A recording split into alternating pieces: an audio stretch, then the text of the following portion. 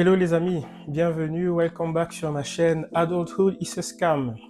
Pour ceux qui ne me connaissent pas, je m'appelle Dan et je m'intéresse aux problématiques de la vie d'adulte, notamment l'éducation financière, les finances personnelles et la liberté financière dont tout le monde parle, l'épanouissement professionnel, personnel, l'équilibre entre la vie pro et la vie perso, les relations, l'éducation, etc. Si toi aussi, ce sont des sujets qui t'intéressent et si comme moi, tu as l'impression de ne pas avoir été assez préparé par notre système éducatif classique pour affronter ces sujets-là, eh bien, tu es au bon endroit pour discuter de tout ça. On pourra partager et évoluer ensemble. Alors, plus tôt cette semaine, j'ai notamment posé une question sur l'éducation que chacun a reçue et de savoir finalement qu'est-ce que ça a apporté, qu'est-ce que ce que j'ai appris à l'école m'a apporté par rapport au métier que j'exerce aujourd'hui, est-ce que je suis vraiment satisfait, est-ce que je l'aurais fait autrement? Et vous avez été très très nombreux à répondre à cette question. Merci pour vos retours. On va regarder ça tout à l'heure. Un grand merci aussi à tous ceux qui ont fait des retours plutôt techniques sur la façon de faire des vidéos, des choses comme ça, parce que c'est quelque chose que je découvre. Merci à tous ceux qui ont participé de ce point de vue-là, en inbox, qui m'ont dit tu préfères plutôt comme ci ou comme ça pour que le son soit plus clair, entre autres. Merci à ma tendre épouse qui m'a offert ce magnifique micro qui est là. Donc pour me permettre de m'améliorer, voilà. Comme ça, aujourd'hui, on aura une meilleure qualité audio. Et comme il y a un beau soleil, on aura peut-être aussi une meilleure qualité d'image. Voilà, on va rentrer dans le vif du sujet, examiner un peu vos retours. Peut-être je vais vous donner mon Rex à moi aussi. Donc, il y en a qui disent que écoute, l'école m'a permis de savoir mieux m'exprimer, d'être un peu plus rigoureuse. Il y en a qui, de l'autre côté, me disent moi, j'ai appris mon métier sur YouTube. L'école ne m'a servi à rien. Pour d'autres, l'école m'a appris à me poser des questions sur ce que je veux vraiment faire, à mon orientation. On a des parcours un peu plus atypiques. Une participante qui nous dit, moi j'ai fait des études de géographie et puis j'ai eu mon premier boulot dans les assurances. Ensuite, j'ai été prof et puis aujourd'hui, je suis agent administratif dans une pharmacie. Voilà, ça c'est c'est beaucoup de virages et qui nous assure qu'elle est épanouie dans cela et qui nous dit d'ailleurs que aujourd'hui, si mon enfant, parce que c'est une maman, si mon enfant rate 3 fois une classe, je considère que ce n'est pas sa voie et j'essaie de l'orienter sur autre chose plutôt que de me buter. On a une autre personne qui nous dit, contrairement aux autres, moi j'ai appris 60% de ce que je fais aujourd'hui, je l'ai appris à l'université. Et avant d'arriver à l'université, forcément, j'ai fait les écoles d'avant, les classes d'avant. Donc, je pense que tout cela est lié et ça m'a permis d'être où j'en suis aujourd'hui. Un autre encore, il y a beaucoup de réponses, je ne vais pas tout lire. J'ai aussi eu beaucoup de réponses en inbox. Manifestement, c'est des choses qui vous intéressent. C'est très bien. Donc, si c'était à refaire, je le referais autrement. Et je partage. Moi aussi, si c'était à refaire, je le referais autrement parce que j'ai eu un parcours un peu spécial. Je vais vous en parler par la suite. Un autre dit, je cite, ma part est sortie un jour, me voici aujourd'hui dans l'espace. Donc ça, c'est un spationaute qui nous suit. Si un spationaute nous suit depuis l'espace, qu'est-ce que tu attends? Abonne-toi. Bref, on revient à la réponse. On a enfin une autre personne qui nous dit, j'aurais pu le faire avec le bac, ce que je fais aujourd'hui. Mais j'ai travaillé avec des personnes à qui ça sert ce qu'ils ont fait à l'école. Donc, je pense que c'est au cas par cas. Donc, j'ai piqué comme ça quelques réponses.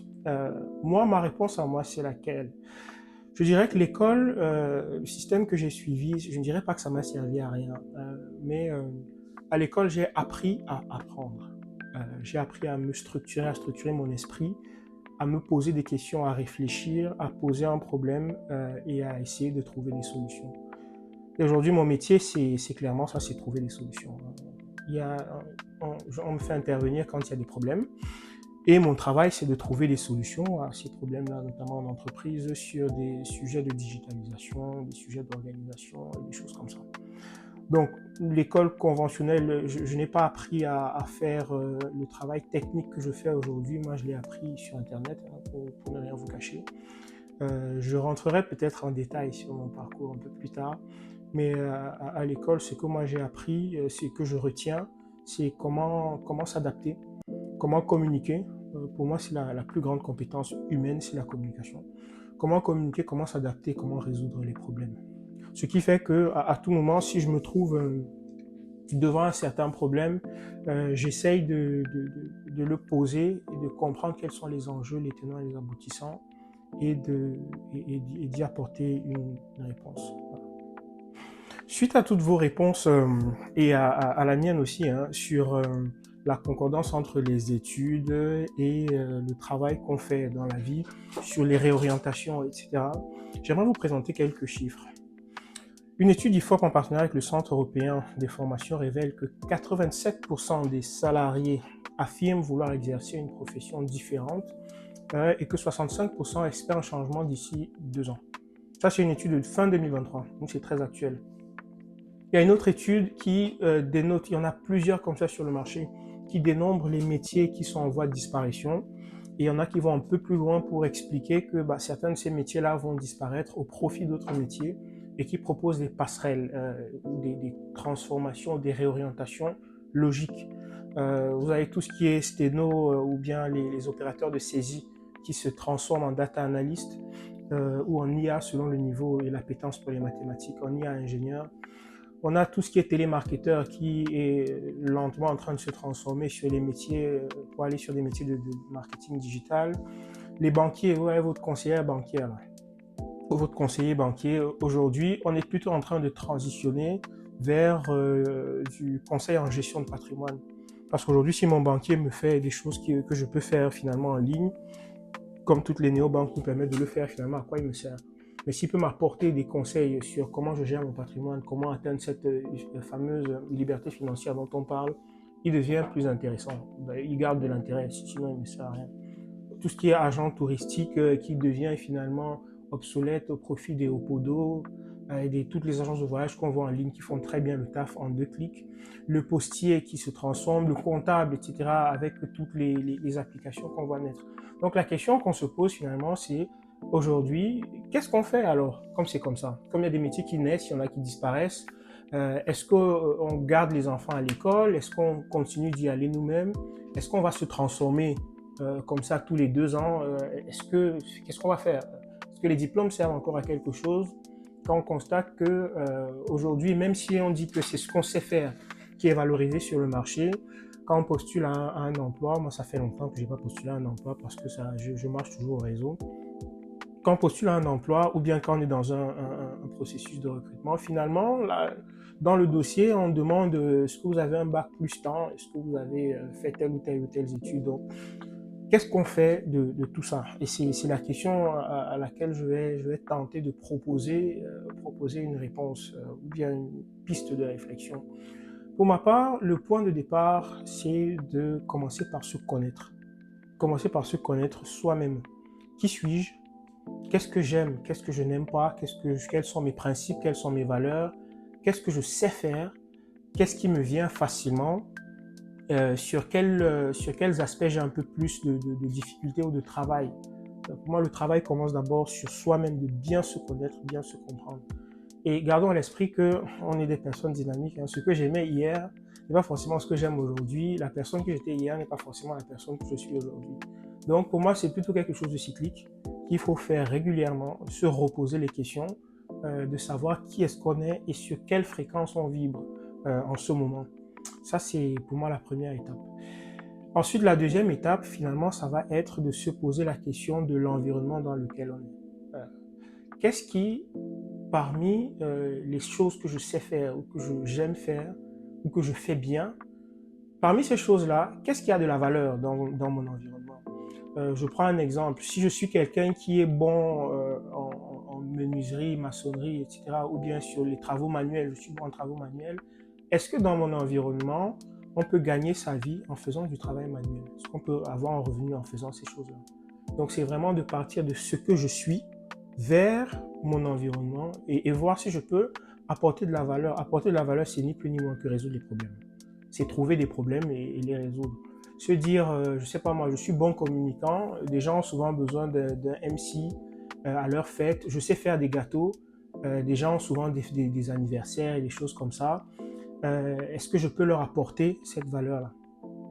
Une fois qu'on a trouvé dans son skill set, et tout le monde sait faire quelque chose, des fois, il faut se faire accompagner pour comprendre vraiment qui on est.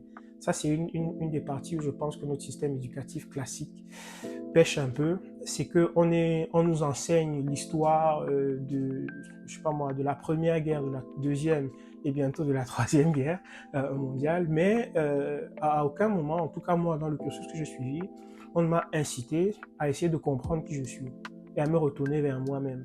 Ce qui fait qu'on se retrouve adulte plus tard à se dire je fais un métier qui gagne très très bien, mais je n'aime pas, je ne me retrouve pas là-dedans et puis je suis malheureux. Donc, je pense qu'il y a cette partie-là en premier, comprendre qui on est euh, et ensuite regarder parmi les choses qui vibrent avec nous, qu'est-ce qui apporte de la valeur. Les métiers dont j'ai parlé, on dit qu'ils vont disparaître, en fait, c'est des métiers qui vont se transformer. C'est un des résultats de l'avènement de l'intelligence artificielle, de la vulgarisation de l'intelligence artificielle. Mais on a tendance à oublier qu'il y a des métiers qui sont un peu moins impactés par cela. Je prends un exemple simple. Pour faire des travaux chez vous, vous avez besoin d'un couvreur, vous avez besoin d'un menuisier, vous avez besoin d'un plombier. ChatGPT ne va pas réparer vos canalisations. Je veux dire, c'est pas ChatGPT qui va aller remettre le compteur qui a sauté ou bien qui va refaire votre toiture. Donc aujourd'hui, quand on pense à s'orienter, les métiers qui n'étaient pas très très sexy avant, moi je connais des personnes, je suis très curieux, je connais des personnes qui sont dans ces métiers-là et qui ne parlent pas trop de leur salaire, et qui ne parlent pas trop de combien ils gagnent et qui préfèrent être considérés comme des citoyens de seconde zone. Et quand vous vous approchez, vous creusez un peu, vous vous rendez compte que c'est des personnes qui sont très très à l'aise, qui font pas beaucoup de bruit. Donc, je pense qu'il faut sortir des stéréotypes qu'on avait, de se dire il faut un bac plus 95, il faut faire 8 ans d'agrégation. Si tu aimes ça, très bien. Mais ne le fais pas parce que tu l'as vu quelque part et qu'on t'a dit que c'est ça la voie et qu'on t'a dit que le chauffeur de taxi, c'est juste une personne qui te transporte. Faisons attention, des chauffeurs Uber, des personnes qui font de la conciergerie, de manière générale, le service à la personne. Aujourd'hui, c'est des métiers qui sont pas du tout inquiétés par votre affaire de IA, machin, robot, tout ça. Hein. Ils sont pas dans ça. Eux, ils sont tranquilles. Et à la limite, et à l'inverse, le mécano, son carnet de commandes est rempli, le plombier, le couvreur, le paysagiste, etc., son carnet de commandes est rempli. Et les prix, je peux vous dire que ça facture très très fort. Donc, je pense qu'il faut prendre de la hauteur, sortir des sentiers battus. Et une fois qu'on a analysé les choses qu'on sait faire ou qu'on aime faire, qu'on a regardé le marché et qu'on a vu qu'est-ce qui apporte de la valeur, il faut avoir l'ouverture d'esprit d'explorer et de s'autoriser à regarder autre chose que ce qu'on fait aujourd'hui, autre chose que les idées préconçues, les canaux préconçus. Le courage d'aller regarder ça et de se donner une chance. Parce qu'aujourd'hui, ça va très très vite. Si on ne se donne pas une chance et si on ne se pousse pas soi-même à sauter le pas, eh bien on va se retrouver en fait largué. Les révolutions technologiques sont de plus en plus courtes et de plus en plus rapides. Donc je crois que c'est des analyses à faire, des assessments à faire très régulièrement. Il ne faut pas avoir peur de changer, il ne faut pas avoir peur de se réadapter. Finalement, pour conclure, je dirais que de mon point de vue, l'école, c'est quelque chose qui ne finit pas, premièrement. Hein.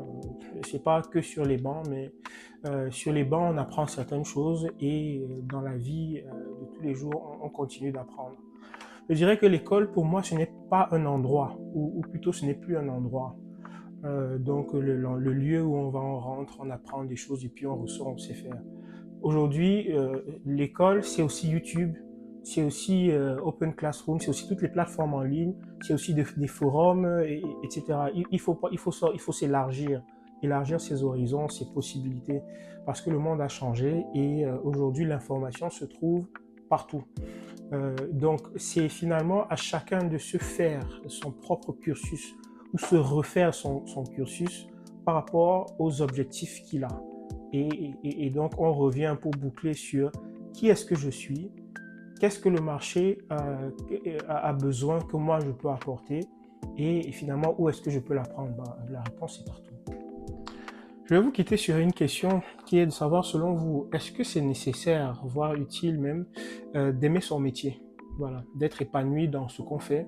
Ou est-ce qu'on peut se dire simplement que je choisis un métier qui rapporte bien et que j'arrive à faire correctement et je cherche mon épanouissement par ailleurs dans d'autres activités? Quel est votre avis sur la question? Laissez-nous en commentaire vos avis, peut-être vos retours d'expérience là-dessus, et puis on pourra en discuter dans une prochaine vidéo. Une excellente fin de week-end à tous et à très très bientôt pour de nouveaux sujets. Ciao!